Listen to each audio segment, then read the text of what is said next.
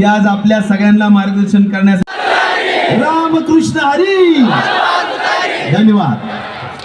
धन्यवाद भैया निवडून दिला, त्याला पवार साहेबांनी आरोग्य मंत्री केलं आणि जगातली सगळ्यात मोठी महामारी या देशावर जी आली होती ती कोरोनाची आली होती आणि त्यातला सगळ्यात मोठा जो आपण हॉटस्पॉट म्हणतो की सगळ्यात जास्त संख्या या देशात कुठं होती तर ती महाराष्ट्रात होती आणि त्या महामारीच्या दुरुस्तीचं काम आरोग्य मंत्री म्हणून माझ्यावर येऊन पडलं होतं.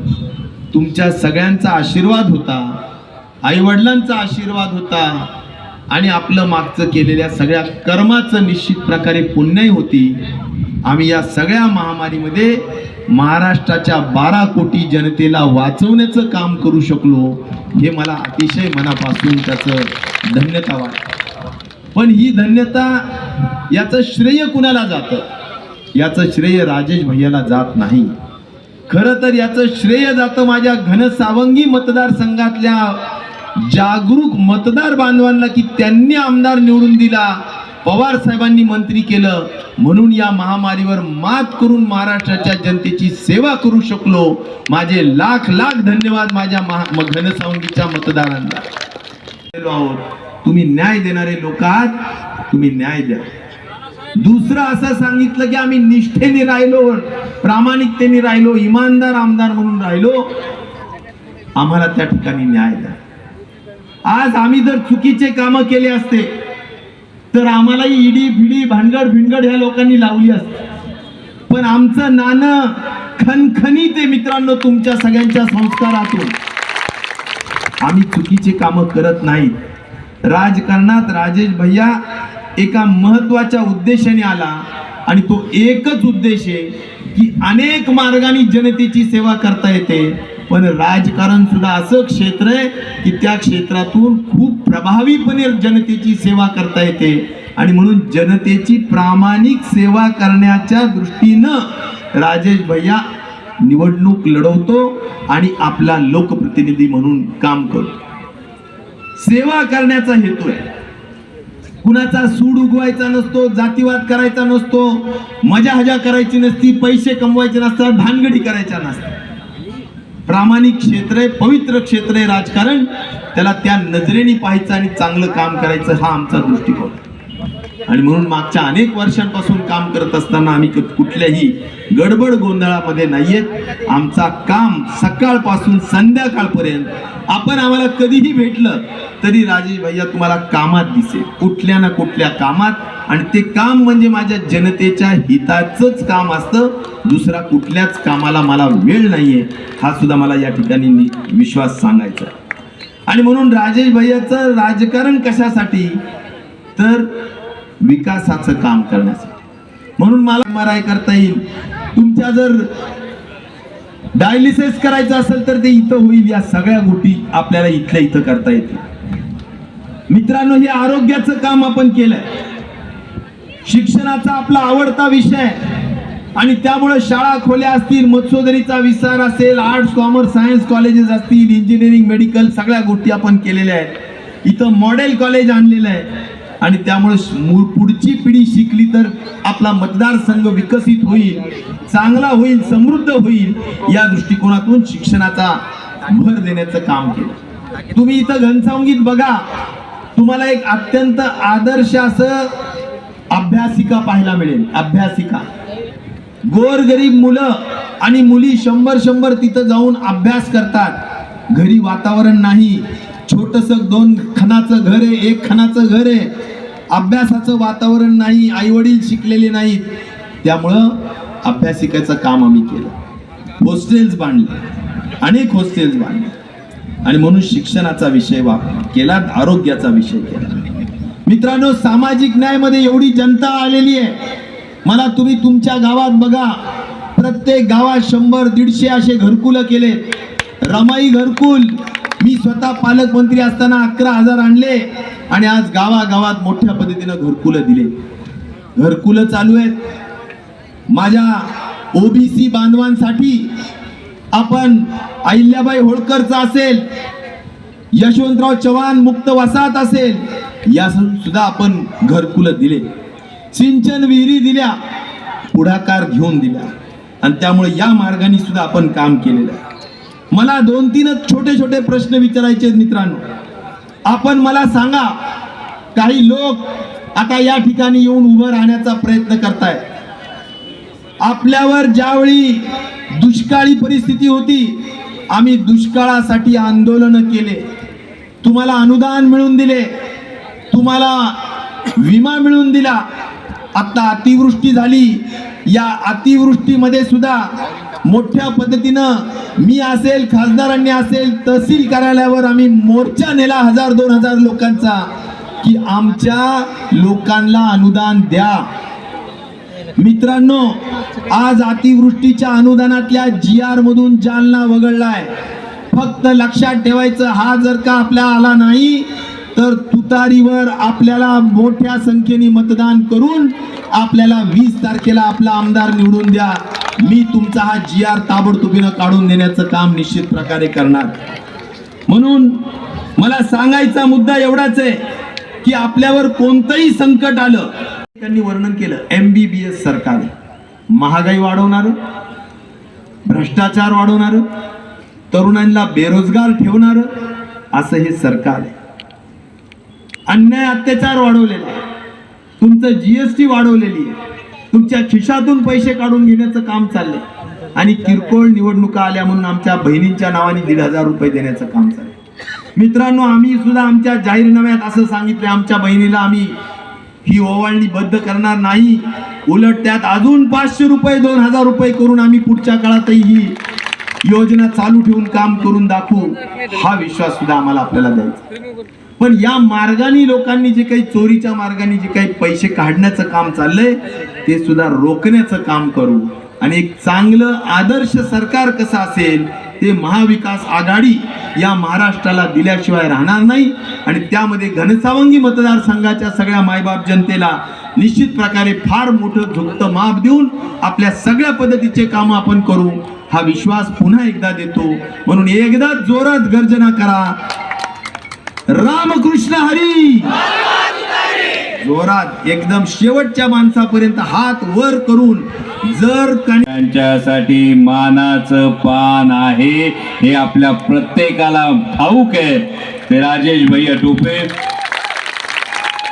आपण सर्वजण खरं तर शिवस्वराज्य यात्रेला आलो होतो तेव्हा भैया साहेबांना विनंती केली होती की भैया साहेब, शिवस्वराज्य यात्रेची सभा ही तुमच्या विजयाची सभा होती आणि तेव्हाच ही विजयाची खात्री, विजयाची नांदी या मतदारसंघाने दिलेली आहे. तरी भैया साहेबांचं प्रेम आहे. भैया साहेबांनी सांगितलं की नाही, उमेदवारी अर्ज दाखल करण्याच्या वेळी परत आलं पाहिजे. मी दिलगिरी व्यक्त करतो, उन्हात तुम्ही एवढ्या मोठ्या संख्येनं एवढा वेळ बसून राहिलात, यायला थोडा उशीर झाला. कारण आधी आपल्या शिरूर लोकसभा मतदारसंघातल्या शिरूर हवेलीचे आमदार अशोक बापू पवार यांचा उमेदवारी अर्ज दाखल करायचा होता. वडगाव रासाई, बरोबर, त्यांचा उमेदवारी अर्ज दाखल करायचा होता आणि तिथून मग इकडे आलो आणि त्याला उशीर झाला. उशीर झाल्याबद्दल मनापासून दिलगिरी व्यक्त करतो. पण खरं सांगतोय, सकाळ म्हणजे काल रात्री मुंबईतली बैठक संपल्यानंतर आज पहाटे निघालोय. अजून पोटात अन्नाचा कण नाहीये. नाही नाही नाही, हे सहानुभूती सांगत नाही. इतर कोणाच्या सभेला गेलो असतो तर सांगितलं असतं आधी 2 घास खाऊ द्या, नंतर सभेला बोलायला उभा राहतो. पण इथं येताना तो विचार करावासा वाटत नाही. याचं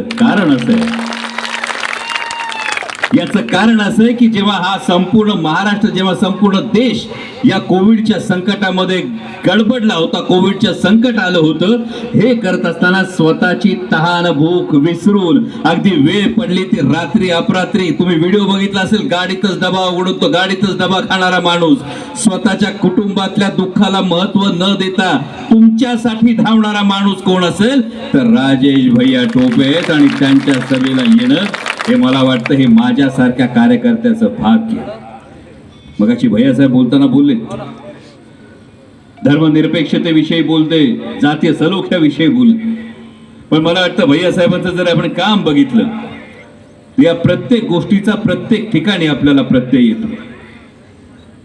कारण कोविडच्या काळामध्ये जेव्हा आपल्या घरातलं कोणी ऍडमिट होत होतं, ते ऍडमिट होत असताना ऍडमिट करून घेणाऱ्या डॉक्टरला तुम्ही मी कधी जात विचारली नाही, शुश्रूषा करणाऱ्या नर्सला आम्ही कधी धर्म विचारला नाही. इतकंच कशाला तर प्रत्येक ठिकाणी अंत्यसंस्कार करत असताना जेव्हा कुटुंबातली माणसं जवळ येत नव्हती, तेव्हा इतर धर्मातल्या लोकांनी, काही ठिकाणी पुण्यात मोठे उदाहरण आहेत, इतर धर्मातल्या लोकांनी अंत्यसंस्कार केले. अशी परिस्थिती ज्या माणसाने पाहिली आणि ज्या माणसाने ती हाताळली, म्हणजे गमतीने असं म्हणतात का कोविडच्या काळामध्ये भैयासाहेब नवरा बायकोचं न बायको नवऱ्याचं जेवढं काळजीपूर्वक ऐकत नव्हती, तेवढं भैयासाहेब असं ऐकत होते. की भैयासाहेब आल्यानंतर टीव्हीवर नेमकं काय बोलतात, आजची नेमकी आकडेवारी काय देतात, आज नेमकं काय होतंय. आणि म्हणून मला तुम्हाला सगळ्यांना सांगायचंय, ही केवळ टाळी वाजवण्याची नाही, तुमच्यासाठी प्रत्येकासाठी अभिमानाची गोष्ट आहे. कारण जर हा महाराष्ट्र त्या संकटात वाचला असेल तर तो वाचवण्यामध्ये महत्वाचं नाव कोणाचं असेल तर ते भैया साहेबाचं नाव आहे. हा तुमच्या प्रत्येकासाठी अभिमान आहे आणि हा अभिमान संपूर्ण मराठवाड्यासाठी अभिमान आहे. आणि खरं तर आता मी उलट मागायला आलोय, शिवस्वराज यात्रेलाही मागितलं होतं, आता परत तेच मागायला आलोय. बाकी सगळ्या गोष्टी तुम्हाला माहिती. आपल्याला मतदान ठरले का नाही? हा 100% चिन्ह पोचले, गावागावात पोचले, प्रत्येक ठिकाणी पोचले. रामकृष्ण हरी. एवढ्या आवाजाने कशी वाजायची तुतारी? रामकृष्ण हरी. हा आवाज गावागावात पोचला पाहिजे, हा आवाज घराघरात पोचला पाहिजे. कारण भावांनो, ही निवडणूक फक्त विधानसभेची निवडणूक नाही, ही निवडणूक तत्व, स्वाभिमान, निष्ठा याच्या बाजूने कोण उभा राहिला याची निवडणूक आहे. कारण इतक्या संस्था असताना, शैक्षणिक संस्था असेल, बँक असेल, कारखाना असेल, इतक्या संस्था असताना प्रत्येक संस्था चालकाला आजकाल भीती असं म्हणतात, कधी दारावर टकटक होईल आणि कधी कंची नोटीस येईल, याची प्रत्येकाला भीती असं म्हटलं जातं. आणि ही भीती असताना, इतक्या संस्था असताना, एक माणूस तत्वाच्या बाजूनं, स्वाभिमानाच्या बाजूनं आणि आदरणीय शरदचंद्रजी पवार साहेबांच्या बाजूनं उभं राहत असेल तर त्या भैया साहेबांच्या सोबत उभं राहणं तुमचं आणि माझं प्रत्येकाचं काम आहे. कारण या महाराष्ट्राच्या निवडणुकीकडे संपूर्ण देश बघतोय. आतापर्यंत ईडी कधी ऐकली नव्हती, इन्कम टॅक्स कधीतरी ऐकलं होतं, पिक्चर मध्ये फक्त ऐकलं होतं इन्कम टॅक्स. सीबीआय थोडंफार टीव्ही बघायला लागलो तेव्हा कळलं होतं तर इन्कम टॅक्स, सीबीआय, ईडीचा दबावापुढे महाराष्ट्र झुकणार की 50 खोक्याला महाराष्ट्र विकला जाणार, हे सगळं देश बघतोय. भावांनो, तुम्हाला दाखवून द्यायचंय, हा छत्रपती शिवाजी महाराजांचा महाराष्ट्र आहे, 12 बलुतेदारांचा, 16 अलुतेदारांचा महाराष्ट्र आहे, जो कधी झुकत नाही, जो कधी वाकत नाही. त्याच्या स्वाभिमानाला कोणी डिवचलं तर कुणाच्या बापाच्यानं तो घाबरत नाही. तो हा महाराष्ट्र, हे आपल्याला दाखवून द्यायचं.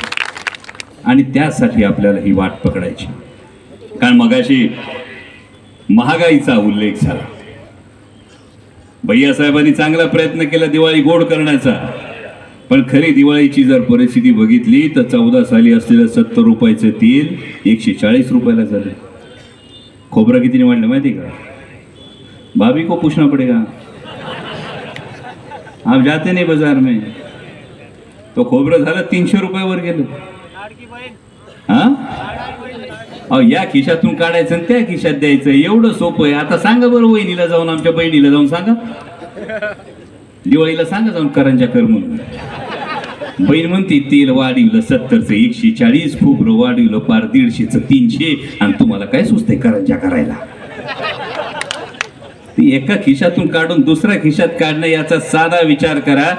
अहो, तुमची पोरं शाळेत वया वापरतात, खोड रबर वापरतात ना, त्याच्यावर सुद्धा 18% जीएसटी येतो. मोटरसायकलवर 28% जीएसटी येतो.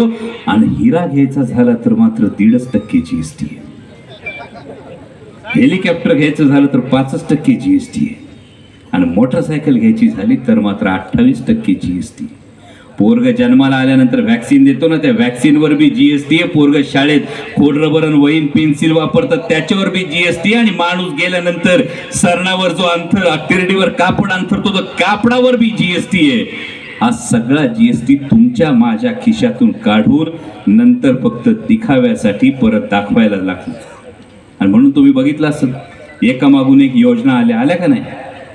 हे नसते मंत्रिमंडळाच्या बैठकीत आहे 186 निर्णय, 160 निर्णय आहे का नाही. एवढे सगळे निर्णय आल्यावर काय होतं. समजा आपलं पोरग वर्षभर उंडारक्या करते, परीक्षेच्या आदल्या दिवशी अभ्यासाला बसते, आणि ते रात्री डोळ्याची खासळं करू करू रात्रभर जागं राहिलं तर त्याचं कौतुक करा का धापाटा खाणार. काय म्हणाल तुम्ही.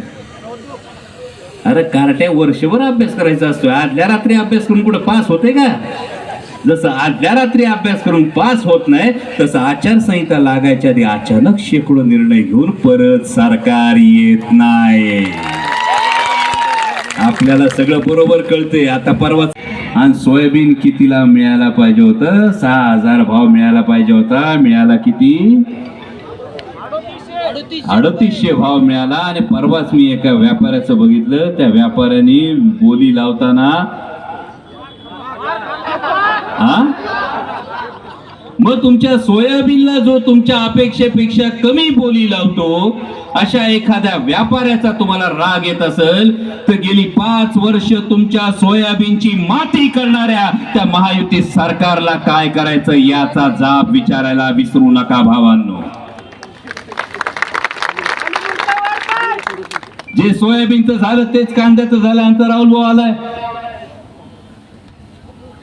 जे कांद्याचं ते कापसाचं, कांद्याला जेव्हा भाव चढतो तेव्हा कांद्याची निर्यात बंदी करतात. निर्यात बंदी केली का पाकिस्तानच्या कांदा उत्पादक शेतकऱ्याचं भलं होतं, आमच्या कांदा उत्पादक शेतकऱ्याच्या ताटात माती कालवली जाते.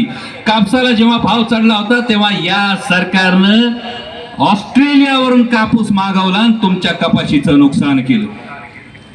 हीच अवस्था टमाट्याची. जेव्हा टोमॅटोला भाव चढला आमच्या टेलिव्हिजन वाल्यांनी लगेच बातम्या दिल्या, करोडपती झाला टोमॅटो उत्पादक शेतकरी 2 दिवस. तिसऱ्या दिवशी या भारतीय जनता पक्षवाल्यांनी नेपाळहून टोमॅटो आयात केला आणि आपल्या टोमॅटो उत्पादक शेतकऱ्यांची वाट लावली. आणि जर शेतकऱ्यांच्या ताटात भारतीय जनता पक्षाचं महायुतीचं सरकार सातत्यानं माती कालवत असेल तर शेतकऱ्याला कळतंय जो आपल्या ताटात माती घालवतो त्याच्या कंबरड्यात लाथ कशी घालायची हे शेतकऱ्याला बरोबर कळतंय. आणि अशी लाथ घालून हे सरकार सत्तेतून घालवून दिल्याशिवाय राहू नका एवढीच तुम्हाला कळकळीची विनंती. पण दिवस थोडे उरले, मध्ये दिवाळीला 4 दिवस जातील. 4 तारखेला उमेदवारी अर्ज माघारी घ्यायची मुदत आहे. बहुतेक समोरचा उमेदवार अजून ठरलेला नसेल.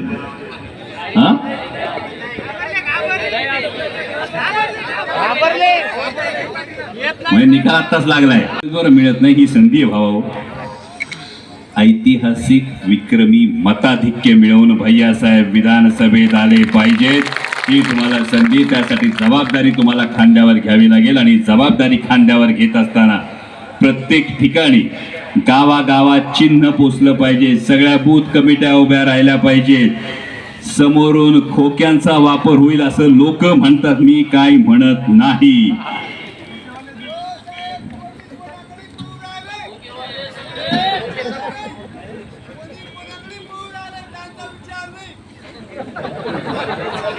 भावा, अशा परिस्थितीत माणूस खरं बोलतो असं म्हणतात आणि त्याचा मी आदर करतो.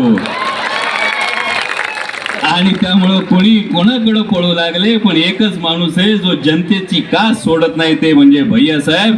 आणि भैयासाहेबांना मत. विचार करा, 2 जुलैला अशी परिस्थिती आली होती. 2 जुलैला राष्ट्रवादी काँग्रेस पक्षामध्ये फूट पडली, चिन्ह गेलं, पक्ष गेला. दिल्लीतले हुकुमशाह दात विचकून हसत होते, बघत होते की आता महाराष्ट्र गुडघे टेकल, आता सगळं हरलं असं म्हणतील.